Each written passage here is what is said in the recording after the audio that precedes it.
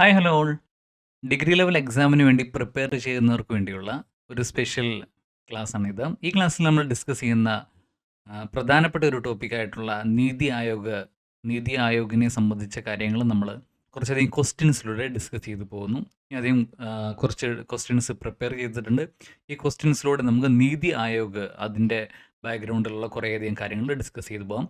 Degree level എക്സാമിന് വേണ്ടി prepare ചെയ്യുന്ന ആൾക്കാരാണ് നിങ്ങളെങ്കിൽ ഉറപ്പായിട്ടും ഈ വീഡിയോ അവസാനം വരെ കാണുക. അതുപോലെ തന്നെ ഈ ചാനൽ ഇതുവരെ സബ്സ്ക്രൈബ് ചെയ്തിട്ടില്ലെങ്കിൽ സബ്സ്ക്രൈബ് ചെയ്യുക. ഇതുപോലുള്ള ക്ലാസ്സുകൾ ഇനിയും നമ്മൾ ഇടുന്നുണ്ട്. സോ നമുക്ക് ക്വസ്റ്റ്യൻസിലേക്ക് പോകാം. ഫസ്റ്റ് ക്വസ്റ്റ്യൻ വരുന്നത് which body was replaced by NITI Aayog on ജനുവരി 1, 2015. 2015 ജനുവരി 1 നീതി ആയോഗ് വന്നതോടുകൂടി നിലവിലുണ്ടായിരുന്ന ഏത് ഗവൺമെൻറ് ബോഡിയാണ് മാറ്റപ്പെട്ടത്? ഏത് ഗവൺമെൻറ് ബോഡിക്ക് പകരമായിട്ടാണ് നീതി ആയോഗ് വന്നിട്ടുള്ളത് എന്നാണ് ചോദ്യം വന്നിട്ടുള്ളത്. സോ അവിടെ കുറേ ഓപ്ഷൻസ് തന്നിട്ടുണ്ട്. Finance commission, planning commission, then election commission, law commission, ഇതൊക്കെയാണ് ഇതിൻ്റെ ഓപ്ഷൻസ് തന്നിരിക്കുന്നത്. ഇതിൻ്റെ ആൻസർ വരും നമുക്ക് എല്ലാവർക്കും അറിയാം. അപ്പോൾ ഇതിനകത്ത് രണ്ട് കാര്യങ്ങൾ ശ്രദ്ധിക്കേണ്ട കാര്യങ്ങളുണ്ട്. ഇതിൻ്റെ ആൻസർ വരുന്നത് പ്ലാനിംഗ് കമ്മീഷൻ എന്നാണ്. പ്ലാനിംഗ് കമ്മീഷനെ മാറ്റിക്കൊണ്ടാണ് ജനുവരി 1, 2015 നീതി ആയോഗ് വന്നിട്ടുള്ളത്. പ്ലാനിംഗ് കമ്മീഷനെ റീപ്ലേസ് ചെയ്തുകൊണ്ട് ജനുവരി 1, 2015. ആ ഡേറ്റ് കൃത്യമായിട്ട് തന്നെ ഓർത്തിരിക്കുക. ജനുവരി 1 2015 വർഷം. ജനുവരി 1, 2015. NITI Aayog was established to replace the planning commission to better reflect the needs of a dynamic and diverse India, focusing more on policy advisory and cooperative federalism. ആ കോപ്പറേറ്റീവ് ഫെഡറലിസം എന്ന് പറയുന്ന വാക്ക് പ്രധാനപ്പെട്ട ഒരു ടേം തന്നെയാണ്. നീതി ആയോഗ് വന്നപ്പോൾ ഏറെ ചർച്ച ചെയ്യപ്പെട്ടിട്ടുള്ള ടേമാണ് കോപ്പറേറ്റീവ് ഫെഡറലിസം. എന്താണ് കോപ്പറേറ്റീവ് ഫെഡറലിസം? സഹകരണ അടിസ്ഥാനത്തിലുള്ള സെൻട്രൽ സ്റ്റേറ്റ് ബന്ധം അത് വളർത്തിയെടുക്കുക എന്ന ഉദ്ദേശത്തോടു കൂടി വന്നിട്ടുള്ളതാണ് നീതി ആയോഗ്. അതുകൊണ്ടാണ് അവിടെ കോപ്പറേറ്റീവ് ഫെഡറലിസം എന്ന് പറഞ്ഞിരിക്കുന്നത്. സോ നീതി ആയോഗ് വന്ന വർഷം നമ്മൾ പഠിച്ചു 2015. അതിൻ്റെ ഡേറ്റ്, നിലവിൽ വന്ന ഡേറ്റ് ജനുവരി 1. ഏത് ഗവൺമെൻറ് ബോഡിയെ മാറ്റിക്കൊണ്ടാണ്, അതിന് പകരമായിട്ടാണ് നീതി ആയോഗ് വന്നിട്ടുള്ളത്? പ്ലാനിംഗ് കമ്മീഷനെ. പക്ഷേ പ്ലാനിംഗ് കമ്മീഷൻ ചെയ്യുന്ന അതേ ജോലികളല്ല നീതി ആയോഗ് ചെയ്യുന്നത് എന്ന കാര്യം ഓർത്തിരിക്കുക. പ്ലാനിംഗ് കമ്മീഷനിൽ നിന്ന് വ്യത്യസ്തമായൊരു കാഴ്ചപ്പാടിലാണ് നീതി ആയോഗ് കൊണ്ടുവന്നിട്ടുള്ളത്. അടുത്ത ക്വസ്റ്റിനിലേക്ക് പോകാം. Who is A chairperson of NITI Aayog? നീതി ആയോഗിൻ്റെ ചെയർപേഴ്സൺ ആരാണ് ചോദിച്ചിരിക്കുന്നത്? വ്യക്തിയുടെ പേരല്ല, ആ സ്ഥാനപ്പേരാണ് നമ്മൾ അറിഞ്ഞിരിക്കേണ്ടത്. President of India, prime minister, finance minister, vice president of India, ഇതൊക്കെയാണ് ഓപ്ഷൻസ് തന്നിരിക്കുന്നത്. നമുക്ക് നോക്കാം എന്താണ് ഉത്തരം. ഉത്തരം വരുന്നത് പ്രൈം മിനിസ്റ്റർ ഓഫ് ഇന്ത്യ. ഇന്ത്യയുടെ PM ആരാണോ അദ്ദേഹമാണ് നീതി ആയോഗിൻ്റെ ചെയർപേഴ്സൺ ആയിട്ടുള്ള പ്രൈം മിനിസ്റ്റർ തന്നെയാണ് ഇതിൻ്റെ CEO-യെ, ചീഫ് എക്സിക്യൂട്ടീവ് ഓഫീസറെയും നിയമിക്കുന്നത്. അതും ഓർത്തിരിക്കണം. പ്രൈം മിനിസ്റ്റർ ഓഫ് ഇന്ത്യയാണ് ഇതിൻ്റെ ഉത്തരം വരുന്നത്. The prime minister of India serves as the chairperson of NITI Aayog, leading the policy making and advisory body. Policy making അതുപോലെ അഡ്വൈസറി ബോഡി ആയിട്ടാണ് നീതി ആയോഗ് ആക്ട് ചെയ്യുന്നത്. അവിടെ അതിൻ്റെ ചെയർപേഴ്സൺ ആരാണ് വരുന്നത്?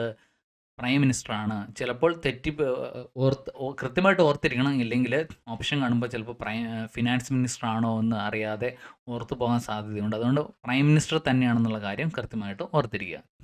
ദെൻ അടുത്ത ചോദ്യത്തിലേക്ക് പോകുമ്പോൾ, what is the main objective of NITI Aayog? നീതി ആയോഗിൻ്റെ മെയിൻ ഒബ്ജക്റ്റീവ് എന്താണ് എന്നാണ് ചോദിച്ചിരിക്കുന്നത്. നീതി ആയോഗിൻ്റെ സ്പെല്ലിംഗ് ഒന്ന് ശ്രദ്ധിച്ച്. NITIAAYOG. ഡബിൾ A ഉണ്ട്, ഓർത്തിരിക്കണം. നീതി ആയോഗ്. സോ ഇവിടെ ചോദ്യം ഇതല്ല, മെയിൻ ഒബ്ജക്റ്റീവ് എന്താണ് എന്നാണ് ചോദിച്ചിരിക്കുന്നത്. നീതി ആയോഗിൻ്റെ മെയിൻ ഒബ്ജക്റ്റീവ് കുറച്ച് കൊടുത്തിട്ടുണ്ട്, ഓപ്ഷൻസ് കൊടുത്തിട്ടുണ്ട്. To distribute financial resources to സ്റ്റേറ്റുകൾക്ക്, ഇന്ത്യയിലെ സംസ്ഥാനങ്ങൾക്ക് ഫിനാൻഷ്യൽ റിസോഴ്സുകൾ ഡിസ്ട്രിബ്യൂട്ട് ചെയ്യുക, വിതരണം ചെയ്യുക.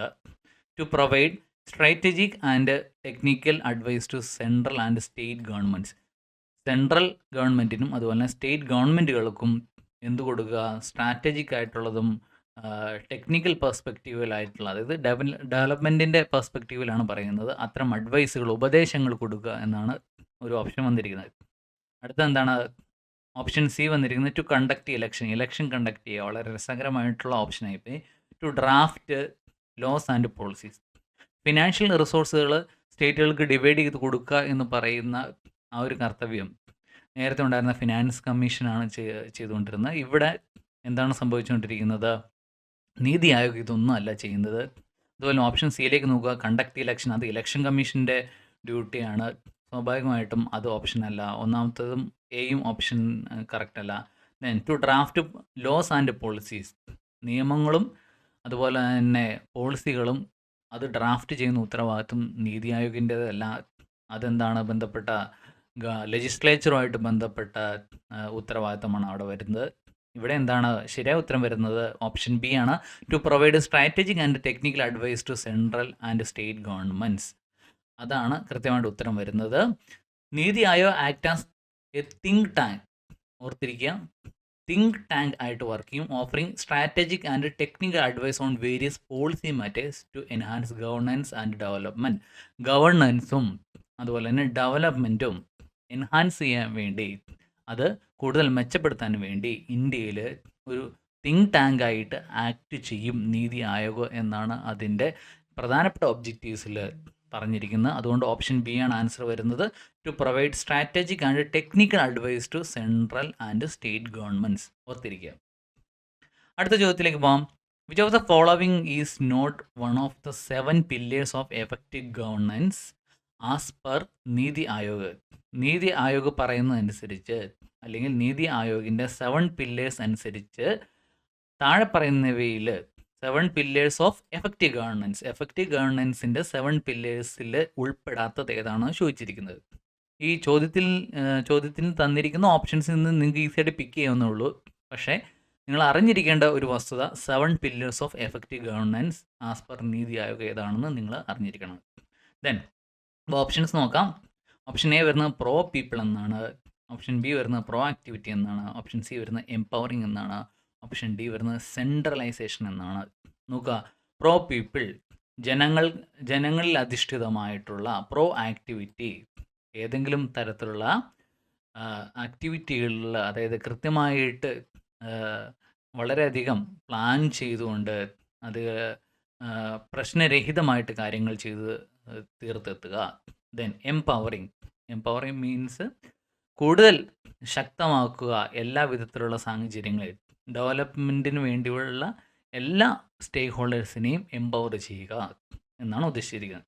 ദെൻ സെൻട്രലൈസേഷൻ, കേന്ദ്രീകൃതമായിട്ട് ചെയ്യുക. പക്ഷേ ആ 4th ഓപ്ഷൻ നോക്കുക, കേന്ദ്രീകൃതമായിട്ട് ചെയ്യുക എന്നുള്ളൊരു സാഹചര്യം പ്ലാനിംഗ് കമ്മീഷൻ്റെ സമയത്തുണ്ടായിരുന്നു. പ്ലാനിംഗ് കമ്മീഷൻ എങ്ങനെയെല്ലാം പോളിസീസ് വേണമെന്ന് നിർവചിക്കുന്നു, അതിനനുസരിച്ച് ഫിനാൻസ് കമ്മീഷൻ ഡിസ്ട്രിബ്യൂട്ട് ചെയ്യുന്നു, ഫിനാൻസ് റിസോഴ്സ് ഡിസ്ട്രിബ്യൂട്ട് ചെയ്യുന്നു.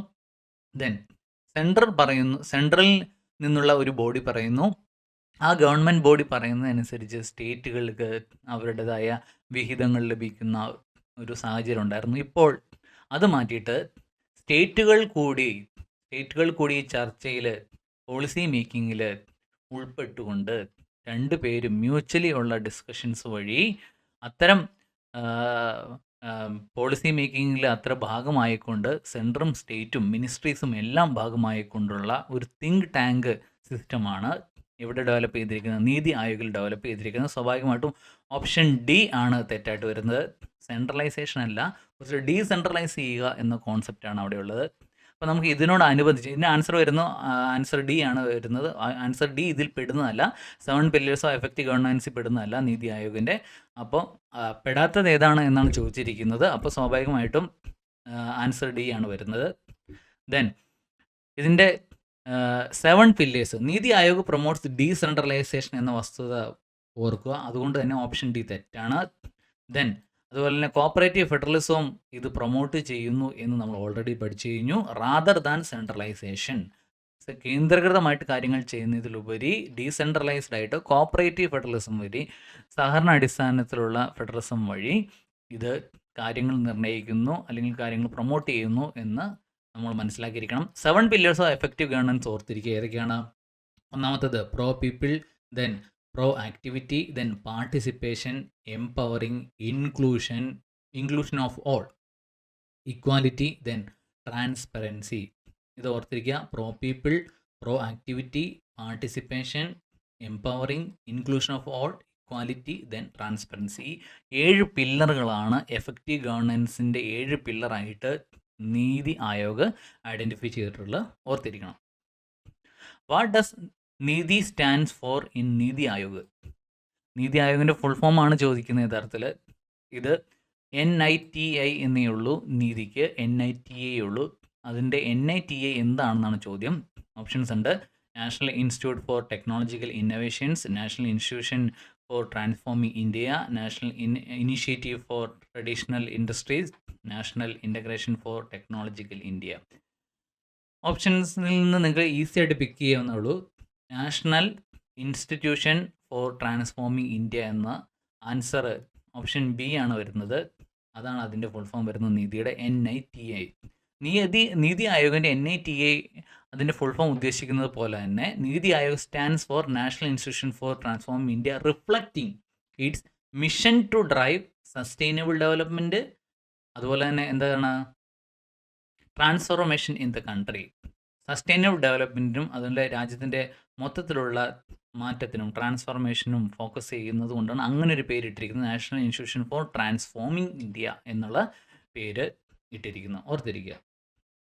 ദെൻ അടുത്ത ചോദ്യം വരുന്നു: which of the following best describes the concept of cooperative federalism promoted by NITI Aayog?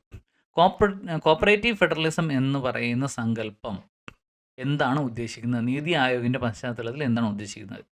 Options ഉണ്ട്: central government making all policy decisions, central government എല്ലാ പോളിസി ഡിസിഷൻസ് എടുക്കുന്നു. 2, equal partnership and cooperation between central and state governments, central ഗവൺമെൻറ്റും അതുപോലെ തന്നെ state ഗവൺമെൻറ്റുകളും തമ്മിലുള്ള equal പാർട്ട്ണർഷിപ്പും സഹകരണവും. Then States independently making policy decisions, സംസ്ഥാനങ്ങൾക്ക് സ്വതന്ത്രമായിട്ട് പോളിസികൾ എടുക്കാനുള്ള ഒരു സാഹചര്യം രൂപപ്പെടുന്നു, അതാണോ? Then central government controlling state resources, central government നേരിട്ട് സ്റ്റേറ്റിൻ്റെ സംസ്ഥാനങ്ങളുടെ റിസോഴ്സുകളെ നിയന്ത്രിക്കാൻ തുടങ്ങുന്നു, ഏതാണ്? ഓപ്ഷൻ നമ്മൾ ഓൾറെഡി ഞാൻ കോപ്പറേറ്റീവ് ഫെഡറലിസം എന്ന് പറയുന്ന സങ്കല്പത്തെപ്പറ്റി സൂചന നൽകിയതിനാൽ എന്താണ് equal partnership and cooperation between central and state governments എന്ന് വരുന്ന ഓപ്ഷൻ ബി ആണ് ശരിയായിട്ടുള്ള ആൻസർ വരുന്നത്. Cooperative federalism involves collaboration and partnership between the central and state governments in the policy making process. ഡെവലപ്മെൻറ്റിനെ സംബന്ധിച്ച, വികസനത്തെ സംബന്ധിക്കുന്ന ഏതൊരു പോളിസിയും നിർമ്മിക്കുന്ന സമയത്ത് അവിടെ സംസ്ഥാന സർക്കാരും അതുപോലെ കേന്ദ്ര സർക്കാർ രണ്ടുപേരും ചേർന്നുകൊണ്ട് അവിടെ കൊളാബറേഷൻ ആൻഡ് പാർട്ട്ണർഷിപ്പ് ഉറപ്പുവരുത്തുന്ന രീതിയിൽ സഹകരണ അടിസ്ഥാനത്തിലുള്ള ഒരു ഫെഡറൽ ഒരു സാഹചര്യം ഒരുക്കുക എന്നാണ് കോപ്പറേറ്റീവ് ഫെഡറലിസം കൊണ്ട് നീതി ആയോഗ് ഉദ്ദേശിക്കുന്നത്. അപ്പോൾ ഓപ്ഷൻ ബി ആണ് ആൻസർ വരുന്നത്, equal partnership and cooperation between central and state government. Then which mechanism does NITI Aayog use to ensure better inter ministry coordination കൊണ്ടുവരാനായിട്ട് നീതി ആയോഗിന് എന്ത് സംവിധാനമാണുള്ളത്, എന്ത് മെക്കാനിസമാണ് ഉള്ളത് എന്നാണ് ചോദിച്ചിരിക്കുന്നത്. Annual budget meetings, multi directional flow of policy, centralised planning, electoral reforms എന്താണ് എന്നാണ് ചോദിച്ചിരിക്കുന്നത്. Annual budget meetings ഉണ്ടോ? ഇതുമായിട്ട് ഒരു പരിചയമില്ലാത്ത ആൾക്ക് പെട്ടെന്ന് അതെന്താണെന്ന് ക്ലിക്കാവില്ല. Multi directional flow of policy, വിവിധ ദിശകളിലുള്ള പോളിസി മേക്കിങ്ങിലെ വിവിധ ദിശകളിലുള്ള പോളിസികളുടെ ഒഴുക്ക് അല്ലെങ്കിൽ പോളിസികളുടെ പ്രവഹനം. ദെൻ സെൻട്രലൈസ്ഡ് പ്ലാനിങ്, നമ്മൾ ഓൾറെഡി പറഞ്ഞിട്ടുണ്ടായിരുന്നു സെൻട്രലൈസ്ഡ് എന്നൊരു കോൺസെപ്റ്റ് അവിടെ നീതി ആയോഗില്ല, ഡീസെൻട്രലൈസ്ഡ് എന്ന ഒരു കോൺസെപ്റ്റാണുള്ളത് കോപ്പറേറ്റീവ് ഫെഡറലിസത്തിൻ്റെ ഭാഗമായിട്ട്. അതുകൊണ്ട് ഓപ്ഷൻ സി എന്തായാലും തെറ്റായിരിക്കും. ഇലക്ട്രൽ റിഫോംസ്, ഇലക്ഷനുമായിട്ട് പ്രത്യേകിച്ച് യാതൊരു വിധത്തിലുള്ള നേരിട്ടുള്ള യാതൊരു വിധത്തിലുള്ള ഒരു ഇടപെടലും നീതി ആയോഗിൻ്റെ ഭാഗത്തില്ല. അതുകൊണ്ട് ഇലക്ട്രൽ റിഫോംസ് ഇല്ല, തെറ്റാണ് ഓപ്ഷൻ വരുന്നത്. അപ്പോൾ ഇതിൽ രണ്ടിൽ ഏതാണ്? ആനുവൽ ബഡ്ജറ്റ് മീറ്റിങ്ങും നമുക്ക് ഊഹിക്കാവുന്നതേ ഉള്ളൂ, അത് ഫിനാൻസ് മിനിസ്ട്രിയുടെ കീഴിലാണ് അത്തരം സംവിധാനങ്ങളെല്ലാം ഓടുന്നത്. അതുകൊണ്ട് ആനുവൽ ബഡ്ജറ്റ് മീറ്റിംഗ് സ്വാഭാവികമായിട്ടും multi directional flow of policy. എങ്ങനെയാണ് multi directional flow of policy answer ആയിട്ട് വരുന്നത്? എങ്ങനെയാണ്? NITI Aayog promotes a multi directional flow of policy to ensure better coordination among different ministries. വിവിധ മിനിസ്ട്രീസിൻ്റെ ഇടയ്ക്ക് അങ്ങനെ. അതുപോലെ തന്നെ between central and state governments. Central ഗവൺമെൻറ്റും ഉണ്ട്, അതുപോലെ തന്നെ സ്റ്റേറ്റ് ഗവൺമെൻറ്റും ഉണ്ട്. ഇവർ തമ്മിലും, അതായത് from centre to states, from states to centre, between ministries, അങ്ങനെ multi directional flow of policy ഉറപ്പുവരുന്നു. ബെറ്റർ ഇൻ്റർ മിനിസ്ട്രി കോർഡിനേഷനും ഇവിടെ ഉദ്ദേശിച്ചിട്ടുണ്ട്, നീതി ആയോഗ് ഉദ്ദേശിച്ചിട്ടുണ്ട്. സോ ഇത് ഓർത്തിരിക്കണം. Multi directional flow of policy ഈ നീതി ആയോഗിൻ്റെ തത്വങ്ങളിൽ ഒരു അവരുടെ ഇൻ്റർ മിനിസ്ട്രി കോർഡിനേഷൻ ഉറപ്പുവരുത്താനുള്ള മെക്കാനിസങ്ങളിൽ ഒന്നാണ്. അത് ഓർത്തിരിക്കുക. ഞാൻ അടുത്ത ചോദ്യത്തിലേക്ക് പോകുന്നു. What is the role of the governing council in NITI Aayog? നീതി ആയോഗിൽ ഗവർണിംഗ് കൗൺസിലുണ്ട്. അതിൻ്റെ റോൾ എന്താണ്? അതിൻ്റെ പങ്ക് എന്താണ്? അതെന്താണ് ഉദ്ദേശിക്കുന്നത്? അപ്പോൾ ഓപ്ഷൻസ് ഉണ്ട്. ടു ഡ്രാഫ്റ്റ് ന്യൂ ലോസ്, പുതിയ നിയമങ്ങൾ ഡ്രാഫ്റ്റ് ചെയ്യുക. To oversee financial audits. അതുപോലെ തന്നെ to outline national development priorities and foster cooperation among states and central government. അതുപോലെ തന്നെ ടു കണ്ടക്ട് ഇലക്ഷൻ കണ്ടക്ട് ചെയ്യാൻ ഇവർക്ക് യാതൊരു ഉദ്ദേശവുമില്ല. ഇലക്ഷൻ കമ്മീഷൻ ഉണ്ട് അവിടെ. അതുകൊണ്ട് ഓപ്ഷൻ ഡി എന്തായാലും തെറ്റാണ്. പുതിയ നിയമങ്ങൾ ഡ്രാഫ്റ്റ് ചെയ്യുക എന്നാണ് ഉദ്ദേശിച്ചിരിക്കുന്നത്. നിയമങ്ങൾ ഡ്രാഫ്റ്റ് ചെയ്യുന്നതിൽ ലെജിസ്ലേറ്റീവിനാണ് പങ്കാളിത്തമുള്ളത്. Then oversee financial audits monitor ചെയ്യേണ്ട ആവശ്യം നീതി ആയോഗിന് ഇല്ല. അവിടെ നമ്മുടെ രാജ്യത്ത് ഫിനാൻസ് ഡിപ്പാർട്ട്മെൻറ്റുമായിട്ട് ബന്ധപ്പെട്ട സംവിധാനങ്ങളുണ്ട്, അതും തെറ്റാണ്. ദെൻ അതുപോലെ തന്നെ എന്താണ്? To outline national development priorities and foster cooperation among states and central government. ഇപ്പോൾ നമ്മൾ നേരത്തെ ഡിസ്കസ് ചെയ്തിരുന്ന കുറച്ച് സൂചനകളുണ്ട്. ഫോസ്റ്റർ കോപ്പറേഷൻ, സഹകരണം വർദ്ധിപ്പിക്കുന്നു. Among state and central government, അവിടെ നമ്മൾ പറഞ്ഞിട്ടുണ്ട് മൾട്ടി ഡയറക്ഷണൽ ഫ്ലോ പോളിസിയുടെ ഭാഗമായിട്ട് പറഞ്ഞിട്ടുണ്ട് ഇങ്ങനെ സംവിധാനമുണ്ട് എന്ന് പറഞ്ഞിട്ടുണ്ട്. സ്വാഭാവികമായിട്ടും ആൻസർ സി ആണ്, ഓപ്ഷൻ സി ആണ് ഉത്തരമായിട്ട് വരുന്നത്. To outline national development priorities and foster cooperation among states and central government. അതിന് നീതി ആയോഗിൻ്റെ ഗവർണിംഗ് കൗൺസിൽ, അവിടെ അതിൻ്റെ റോൾ അതാണ്. The governing council of NITI Aayog comprises ആരൊക്കെയാണ്? Chief minister of all States, എല്ലാ സംസ്ഥാനങ്ങളിലെയും ചീഫ് മിനിസ്റ്റേഴ്സ് ഉണ്ട്. അതുപോലെ തന്നെ യൂണിയൻ ടെറിട്ടറീസിൻ്റെ ലെഫ്റ്റനൻറ്റ് ഗവർണേഴ്സ് ഉണ്ട്. ഇവരെല്ലാവരും ചേർന്ന് they focus on setting national development priorities set ചെയ്യുക എന്നാണ് ഉദ്ദേശിച്ചിരിക്കുന്നത്. സോ ഗവർണിംഗ് കൗൺസിലിൽ ഈ പറയുന്ന റോളാണുള്ളത്. ഗവർണിംഗ് കൗൺസിൽ എന്ന് പറയുന്ന വളരെ ഇമ്പോർട്ടൻ്റ് ആയിട്ടുള്ള ബോഡി കൂടിയാണ് നീതി ആയോഗിനെ സംബന്ധിച്ച്. ഗവർണിംഗ് കൗൺസിലിൽ ഈ പറഞ്ഞ പ്രധാനപ്പെട്ട മെമ്പേഴ്സ് അല്ലാതെ തന്നെ honourable prime minister governing council മെമ്പറാണ്. എക്സ് ഒഫീഷ്യോ മെമ്പേഴ്സ് ഉണ്ട്. സ്പെഷ്യൽ ഇൻവൈറ്റീസും ഗവർണിംഗ് കൗൺസിലിലുണ്ട്. ഈ കാര്യം കൂടി ഓർത്ത് ഇരിക്കുക. Then which of the following is a key focus area for NITI Aayog in terms of leveraging India's demographic dividend? ഇന്ത്യയുടെ ഡെമോഗ്രാഫിക് ഡിവിഡൻഡിനെ ലിവറേജ് ചെയ്യുന്നതിൽ താഴെ പറയുന്നതിൽ എന്ത് കീ ഫോക്കസ് ഏരിയ ആണോ ഉള്ളത് നീതി ആയോഗിനെ സംബന്ധിച്ചെന്നാണ് ചോദിച്ചിരിക്കുന്നത്. Enhancing military capabilities, promoting foreign tourism, education and skill development, importing technology. ഏതായിരിക്കും? ഇന്ത്യയിലെ ഡെമോഗ്രാഫിക് ഡിവിഡൻഡിൽ പല തരത്തിലുള്ള വർക്ക് ഫോഴ്സുകളുണ്ടാവും. യങ് ആയിട്ടുള്ള ആളുകൾ മുതൽ ഓൾഡ് ഏജ് വരുന്ന ആളുകൾ വരെ ഉണ്ട്. അപ്പോൾ വർക്കിംഗ് ഗ്രൂപ്പുകൾ പല വിധത്തിലുണ്ടാവും. അപ്പോൾ ഈ പറയുന്ന ഡെമോഗ്രാഫി ഡിവിഡൻഡിനെ എങ്ങനെ ലിവറേജ് ചെയ്യുക, എങ്ങനെ വർക്കിംഗ് ഗ്രൂപ്പുകളെ പിക്ക് ചെയ്ത് അവർക്ക് കൂടുതൽ മെച്ചപ്പെട്ട അവസരം ഡെവലപ്മെൻറ്റ് പോളിസിയുടെ ഭാഗമാക്കി മാറ്റാൻ കഴിയും എന്നൊക്കെ അവിടെ ചിന്തിക്കണം. അപ്പോൾ അവിടെ ഇതിൻ്റെ ഉത്തരം യഥാർത്ഥത്തിൽ വരുന്നത് എഡ്യൂക്കേഷൻ ആൻഡ് സ്കിൽ ഡെവലപ്മെൻറ്റ് തന്നെയാണ്. മിലിറ്ററി കേപ്പബിലിറ്റീസോ അല്ലെങ്കിൽ ഫോറിൻ ടൂറിസോ ടെക്നോളജി ഇമ്പോർട്ടോ അതിനേക്കാൾ ഉപരി ഏറ്റവും യോജിച്ച ഉത്തരം എന്ന് പറയുന്നത് എഡ്യൂക്കേഷൻ ആൻഡ് സ്കിൽ ഡെവലപ്മെൻറ്റ് തന്നെയാണ്. Education and skill development. NITI Aayog aims to leverage India's demographic dividend by focusing on education skill development. ഒപ്പം തന്നെ എംപ്ലോയ്മെന്റ് ഓപ്പർച്യൂണിറ്റീസ് കൂടി അവിടെ എഡ്യൂക്കേഷൻ ആൻഡ് സ്കിൽ ഡെവലപ്മെന്റ് കൂടെ തന്നെ എംപ്ലോയ്മെന്റ് ഓപ്പർച്യൂണിറ്റീസ് കൂടി ബിൽഡ് ചെയ്തിട്ടേ കാര്യമുള്ളൂ. എങ്കിലാണ് ഡെമോഗ്രാഫിക് ഡിവിഡൻറ്റിൻ്റെ ഒരു ലിവറേജ്, അതിൻ്റെ വളർച്ച മെച്ചപ്പെട്ട അവസ്ഥയിലേക്ക് യൂത്ത് ഉൾപ്പെടെയുള്ള ആളുകൾ ഉയർന്നു പോകത്തുള്ളൂ. ദെൻ അടുത്ത ക്വസ്റ്റിനിലേക്ക് പോകാം. How does NITI Aayog aim to use technology in governance? ഗവേണൻസിൽ എങ്ങനെ ടെക്നോളജി യൂസ് ചെയ്യുന്നു NITI Aayog? To increase surveillance, to reduce opacity and potential for misadvantages in governance, to replace human workers with robots, to control media narratives. ഏതായിരിക്കും? സ്വാഭാവികമായിട്ടും വളരെ easy ആയിട്ട് pick ചെയ്യുമെന്നുള്ളൂ. എങ്ങനെയാണ്? To reduce opacity and potential for misadventures in governance. ഇപ്പോൾ നമുക്കറിയാം എല്ലാ കാര്യങ്ങളും ഗവൺമെൻറ്റുമായിട്ടുള്ള മിക്ക കാര്യങ്ങളും ഇപ്പോൾ ഓൺലൈനായിട്ട് ഡിജിറ്റലായിട്ടാണ് ചെയ്യുന്നത്, ടെക്നോളജിയുടെ ഹെൽപ്പോട് കൂടിയാണ് ചെയ്യുന്നത്. NITI Aayog aims to enhance transparency. വളരെ ട്രാൻസ്പെറൻ്റ് ആയിട്ട് എല്ലാ കാര്യങ്ങളും ഗവൺമെൻറ്റുമായിട്ട് ബന്ധപ്പെട്ട കാര്യങ്ങൾ ഉണ്ടാവണമെന്നാണ് നീതി ആയോഗ് ആഗ്രഹിക്കുന്നത്.